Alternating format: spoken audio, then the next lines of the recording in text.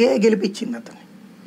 Social engineering వల్లనే 151 వచ్చినాయి. అంటే మొదటి ఓటమి చాలా పాఠాలు నేర్పింది అతను. అందులో ఈ కుల సమీకరణాల విషయంలో అతను ఒక రకంగా చెప్పాలంటే మోడీని అమిత్ షాకి నిజమైన దత్తపుత్రుడు.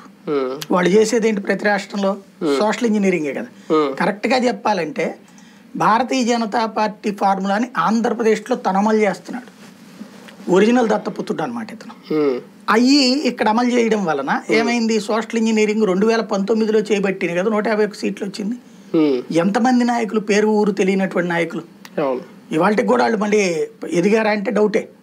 కానీ ఆ సామాజిక వర్గం ఇప్పుడు బీసీలకి అంతమందికి మంత్రులు ఇవ్వడం ఉప ముఖ్యమంత్రులు ఒక ఎత్తు. తర్వాతన బీసీలకు సంబంధించి వాళ్ళని తొలగించాల అంటే ఓసీలు తిట్టుకున్నారు కానీ బీసీలను ఎవరిని తొలగించలేదు కదా. బీసీ ఎస్సీ ఎస్టీలను అట్టు ఉంచాడు కదా.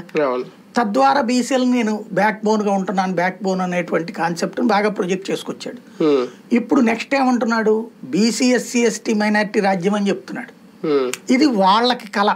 అయితే వాళ్ళకి అధికారంలోకి రావాలని ముందు అసలు అక్కడ దాకా తీసుకెళ్లాలంటే మెట్లు కట్టాలి కదా. ఇప్పుడు ఇతను మెట్లు కడుతున్నాడు. ఈ చైతన్యం పెరిగితే రేపు పొద్దున వాళ్ళు పైకెక్కి పీఠం మీద మేము కూడా కూర్చుంటామని వస్తారు ఫ్యూచర్లో. ఒకనాడు కాంగ్రెస్ పార్టీ టైంలో బీహార్లో, ఉత్తరప్రదేశ్లో అగ్రవర్ణాలదే రాజ్యం వేలింది. వాళ్ళు ఆ రోజుల్లో రాజకీయాల కోసం అని చెప్పేసి బీసీలని ఎస్సీ ఎస్టీలని పెంచడం బిగించేశారు. తర్వాత ఏమైంది, ఆ తర్వాత కాంగ్రెస్ పార్టీ కనుమరుగైపోయింది. ఎందుకని, బీసీ ఎస్సీ ఎస్టీ నాయకులు సొంతగా ఎదిగాక కాంగ్రెస్ ని పక్కన పెట్టారు. అదే తరహా రేపు రావచ్చేమో. ప్రాక్టికల్ గా అయితే ఇవాళ ముందు అసలు ఒక లైఫ్ ఇస్తున్నాడు బీసీ ఎస్సీ ఎస్టీలకి. అది ఇక్కడ కీలకం. జగన్మోహన్ రెడ్డి గారు దూకుడు